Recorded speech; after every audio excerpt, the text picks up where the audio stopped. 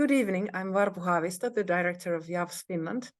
Tonight our guest is Naomi Kahn, the director of International Division of Regavim, which is an organization which studies and documents land use and legal processes in Judea, Samaria, or the West Bank. So good evening, Naomi, and thanks for devoting some time from your busy schedule to meeting us. Good evening to you. It's always a pleasure. Mm-hmm. So now it's the 51st day since Hamas' brutal attack on villages in southern Israel, slaughtering, mutilating, torturing, raping, killing, and kidnapping Israelis living close to Gaza border. During the last few days, we've seen some light in the midst of the dark days when some of the kidnapped have returned to Israel. So can you tell us something about the atmosphere and feelings now in Israel? Obviously, there is a lot of joy in some families and across Finland, but at the same time, a lot of worry and pain for those remaining in the hellish caves of Hamas. Yes, even for those families that are rejoicing in the return of their loved ones, it's a strange kind of rejoicing. We all know what happens when you negotiate with terrorists of this kind. Unfortunately, Israel has a long and unfortunate history with negotiating with terrorists and releasing terrorists in exchange for innocent Israelis who have been kidnapped by our brutal enemies. It doesn't end well. So even though there's a short respite and there's that short joy, we have too much bad experience, and the families themselves, many of the families whose loved ones have been returned still have loved ones who are being held. So they've let out some of the children, or let out children and some of the mothers, but some of the fathers are still in captivity. And you're torn in half, and you're torn in every possible direction. And that's aside from understanding the possibility that the price that we have paid is going to be exacted from us with interest further down the line, in tragic ways, as it has been in the past. I would remind you that we had the Shalit deal. Many of the people who have carried out this most recent brutal attack were released from Israeli prisons, including Yahya Sinwar, the mastermind behind this attack. And they were released in prisoner exchange deals to retrieve Israeli hostages. We had, even before that, the Jibril deal, where, again, the masterminds of the Second Intifada were released from prison in exchange for 3 Israelis who were being held. And this cost the lives of thousands of Israeli citizens in the long run. So the families know that there's a price to pay. We are in an impossible situation because Israel as a society and the Jewish people as a nation place such a high premium on life. We cannot possibly fathom leaving our people in the hands of these butchers. On the other hand, down the line, what's going to happen, and we're all extremely anxious about it. And unfortunately, our enemies know how to take advantage of that tremendous moral dilemma that we have, and they are taking full advantage of it. So it's very, very difficult times. I just now received a notification that they're extending this ceasefire to allow the return of additional hostages. I don't know the details. Nobody's really sure exactly what it is that the sides have agreed to, other than releasing more people. But we have a very serious problem right now in that this exchange, you can't call it a prisoner exchange, right? What we're talking about is innocent civilians, and I'm talking about infants, children, mothers, families who were dragged from their homes. There are no crimes ever committed, peace-loving, peaceful citizens who were taken. And in exchange, we are opening our prisons and we are releasing convicted terrorists, people who have either succeeded in or attempted to murder Israeli citizens. We have people who have carried out shootings, stabbings, car rammings, exploding cars, all of these things, and we're letting them back onto the streets to try again. So we have a very serious problem. And the moral equivalence that we have allowed to be created here, I think, is a bigger problem on the philosophical side of things. We Yeah. have a lot to contend with. Yes. Actually, I was thinking to ask you about this because just yesterday, I read from the Finnish newspaper Helsingin Sanomat, which is kind of spreading all around in Finland. They had an interview with a researcher called Antti Tarvainen. And in this interview, he said that Palestinians see the released prisoners as hostages held by Israel. And now, while it may be true that the Palestinians think that way, it's very, very odd that neither the researcher nor the newspaper did correct this Hamas propaganda. So it's appalling, actually. it's appalling. In the United States, there's an expression called, they call certain things the racism of low expectations. I think that this is far beyond that. To call these people hostages in any way, the Palestinian Authority itself doesn't call them hostages. It calls them prisoners, and it calls them also martyrs, or the ones who've actually lost their lives, but attempted martyrs. They know very, very well, and they make no bones about it. These are armed resistance fighters, and they say that very, very carefully. It's much more palatable, I think, for Europeans who are supporting all of this to call them hostages or prisoners even, where in fact they are convicted terrorists, and they are members of an internationally blacklisted terrorist organization.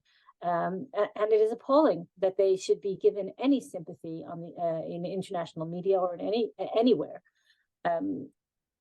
That's one problem.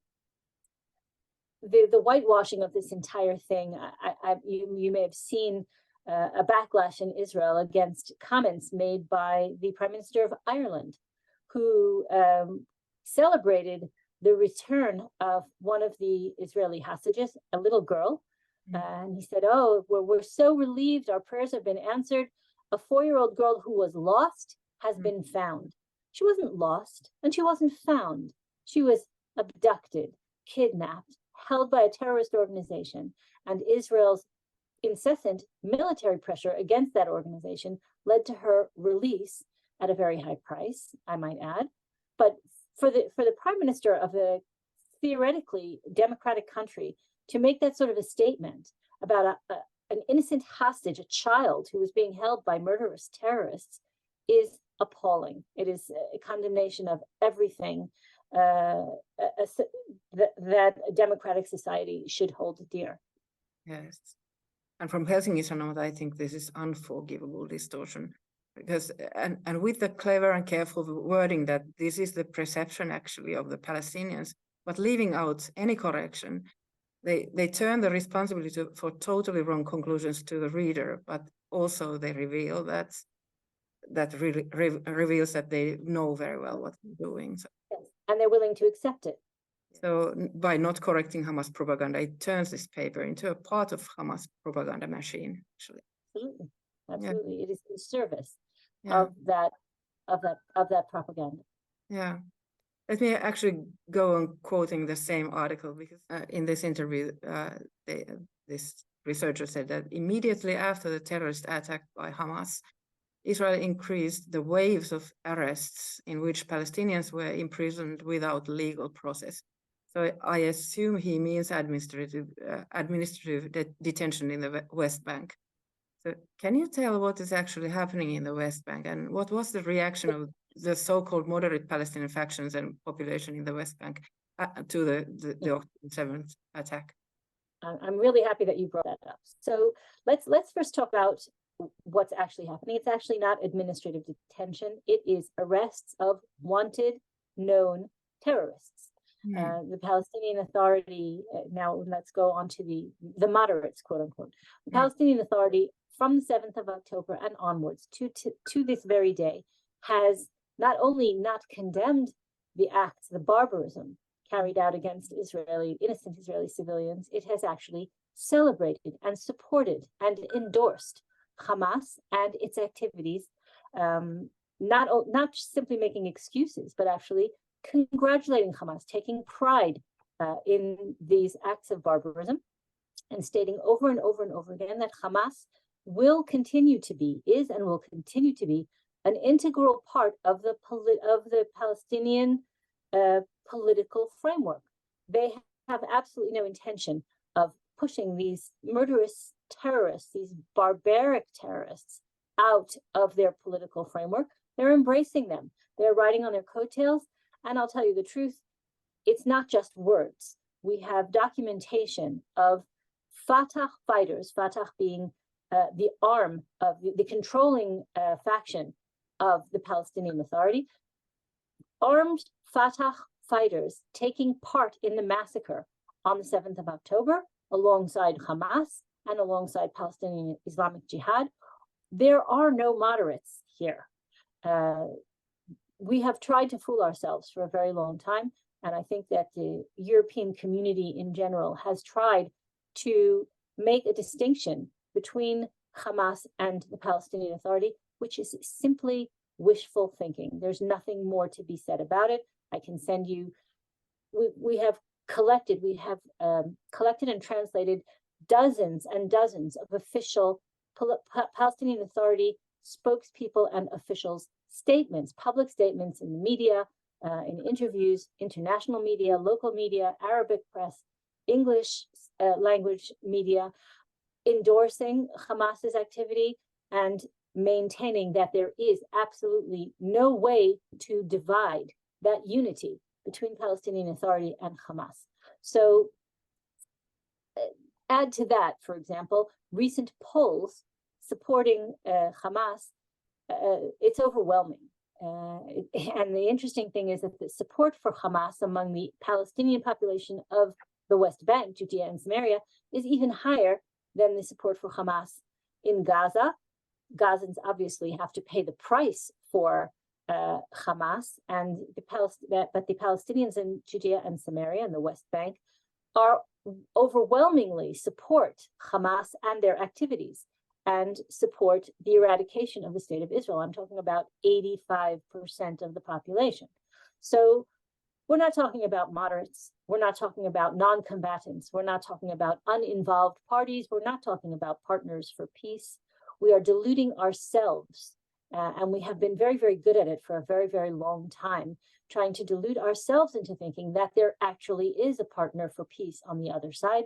If we actually listen to what they say and believe that they mean what they say, then we have no choice but to admit that there is no partner for peace at this time. There is no difference between the Palestinian Authority and Hamas. All of these factions and sub-factions are working toward the same goal. And even if at one point we wanted to convince ourselves that they were using different tactics, we can no longer say that. They're all in favor of armed attacks against every single Israeli, and some of them even beyond that, to every Jewish person on the planet Earth. Many people talk about settler violence. I've even read some articles also in the Finnish media which claim that the settler violence has increased significantly in the West Bank after the October 7th attack. Can you tell what's really going on in the West Bank, Judea and Samaria? I'd be this because this is a massive campaign. You have to understand this campaign about settler violence isn't new. I was actually exactly word for word what the statements that are coming out right now from the Palestinian Authority. But this campaign has been in the works since at least 2019. The European Union paid a collection of anti-Israel nonprofit organizations to create this campaign of settler violence. The goal was, A, to delegitimize Jewish presence in Judea and Samaria, and to delegitimize the moral basis of Israel's army, the IDF, the Israel Defense Force, and by extension to delegitimize the state of Israel as a whole. In 2019, the first few millions were paid by the European Union to NGOs that you've heard of, Breaking the Silence, B'Tselem, Al-Haq. Some of them have been actually listed as terrorist affiliates since that time. Breaking the Silence, the main purveyor of this settler violence narrative, actually had been proven before this in court of law to have fabricated evidence and testimony about the violence perpetrated by IDF soldiers against Arabs in the Hebron area. But that didn't stop the European Union from actually choosing them, of all organizations, to spearhead this campaign and create this narrative of settler violence. Now, I'm not saying there's no violence. There certainly is.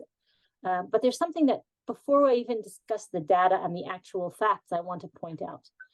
The entire Israeli society, and I'm talking about from the level of parents through teachers, educators, the social system, the legal system, the police system, the secret information, general security service system, all of the Israeli system works to stamp out violence, to minimize it and prevent it.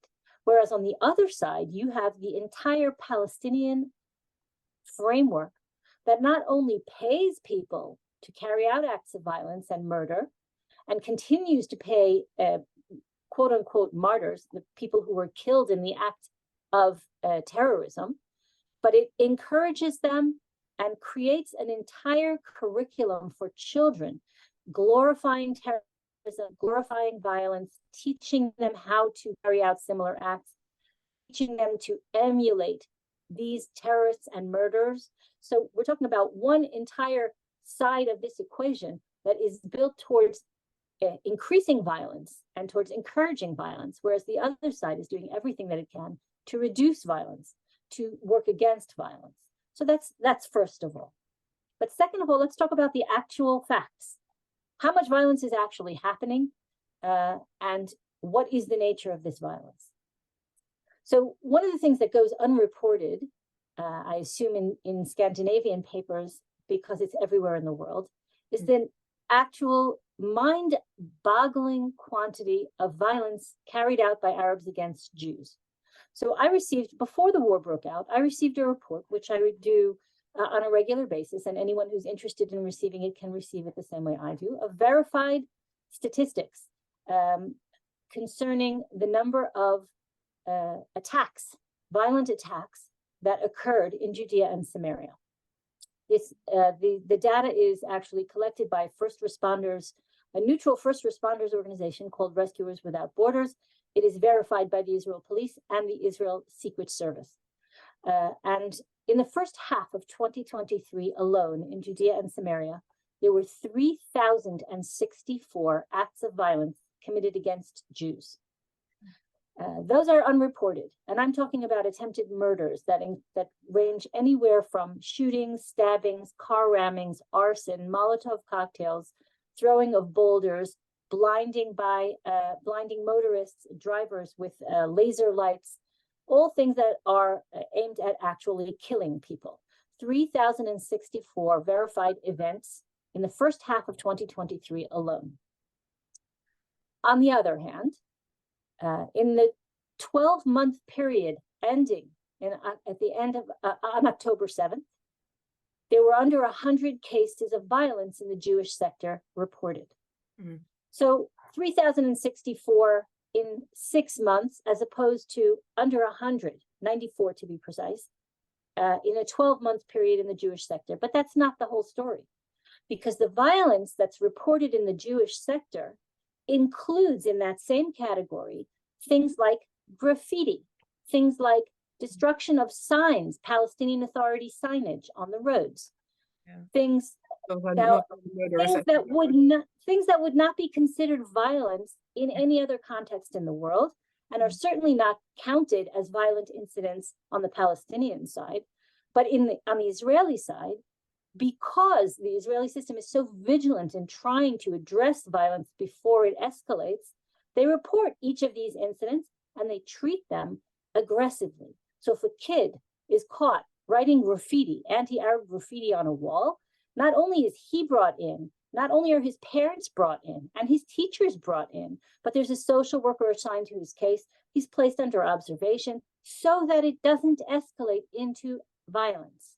Whereas that's not even counted on the Palestinian side. It's not even on the radar to begin to collect data on these uncountable incidents of incitement, official incitement as well. Look at any Palestinian Authority school book, and you will see much, much worse cases of incitement, calls for jihad, calls for murder inside the textbooks that are the official Palestinian Authority curriculum. So that less than 100 incidents in a year on the Jewish sector includes all sorts of things, such as graffiti and such as destruction of Palestinian Authority signage and things like that. There were no deaths reported that weren't self-defense incidents emanating from the Jewish sector. And there were no other life-threatening acts that remained unreported as far as we know. Those are the official statistics. That's the data. So what's the real story about settler violence? Again, it's a very, very carefully crafted campaign that's been paid for to the tune of millions by the European Union and others. Very carefully documented incidents that are staged by organizations like Breaking the Silence and the International Solidarity Movement, and this collection of anarchists who confront Israeli settlers and provoke responses, and then begin filming when the Jewish victims respond in self-defense. And that is what is broadcast to the world. So there may be violence. It is minute. It is a small fringe element, which the state of Israel is trying very, very hard to get under control, as opposed to a massive wave that is encouraged by the Palestinian Authority, using, obviously, European and American funding to pay people for these acts of violence and terrorism. And that is why there is so much terrorism, there is so much violence, but the narrative of settler violence is nothing more than a modern blood libel. And it is a very carefully nurtured blood libel that is being paid for by people who are supposedly our allies. Yes. What is actually the security situation of the Jewish settlements in Judea Samaria? In some respects, we're actually in better shape since the war broke out, because of the lessons of previous flare-ups in the conflict. As soon as the war broke out, the Israeli government sent a massive presence of IDF soldiers to Judea and Samaria so that the violence wouldn't spread as it has in the past. During Guardian of the Walls, for example, when there was violence on the borders, when there was military activity on the borders, we had inside Judea and Samaria and inside mixed cities within Israel proper, all sorts of violence. So in order to avoid that this time, there was a massive presence of IDF soldiers sent to Judea and Samaria. There was an immediate closure so that there would be less contact between the Arab population and the Jewish population. So the incidence of violent confrontations actually was reduced tremendously during since the outbreak of the war.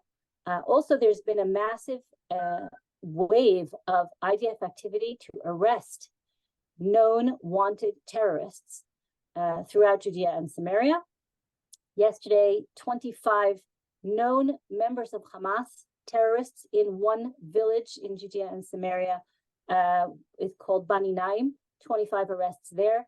A lot of activity in Jenin, dozens, if not more, of known active terrorists were either arrested or were killed in gun battles when the IDF came to arrest them. So the security situation in general, I think, in Judea and Samaria since the outbreak of the war has not worsened. It is certainly, in a lot of cases, because there's less contact, there's less violence.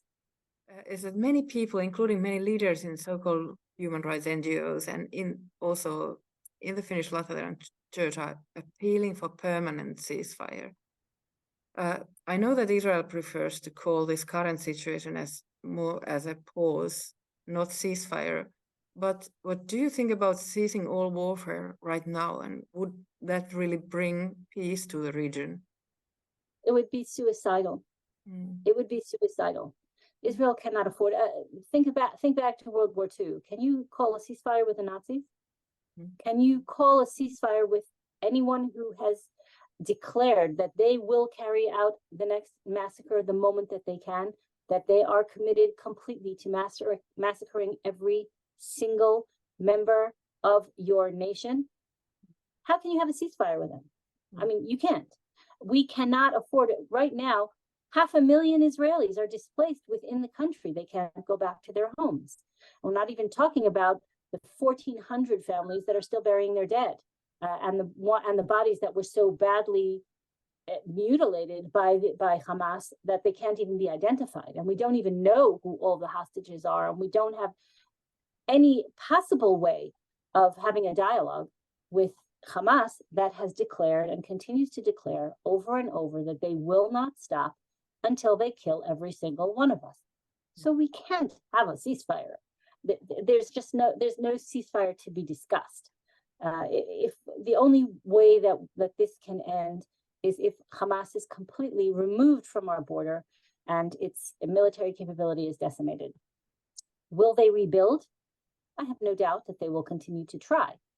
But Israel has an obligation to make sure that those attempts don't happen right on our borders. We need to create a safe zone so that Israel's communities, and it's a very small country, if our communities are under constant threat, if we are continuing to live with the threat not only of missiles but of invasion everywhere in the country, then why do we have no future?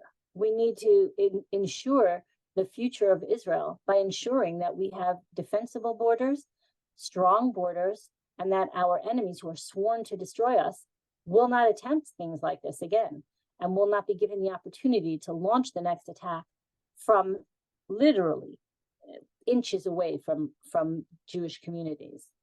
Yes. That's the situation right now. We've actually just released a study of the situation along the security buffer of all of Judea and Samaria. I would remind you that, for example, the Green Line, the armistice line from 1967, is 4 kilometers away from Ben Gurion Airport. We're talking about 5 kilometers away from the vast majority, between 5 and 15 kilometers between Judea and Samaria and the areas like Jenin, where the Lion's Den and all of Hamas and all of these terrorists are located. Their bases are between 5 and 15 kilometers away from 85% of Israel's population. They're on the borders of Tel Aviv and Bat Yam and all the cities that you've ever heard of.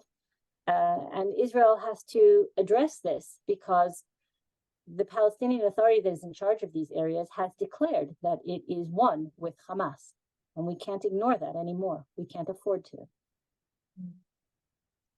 Well, thank you, Naomi, very much for this interview. Wish you and the people of Israel shalom.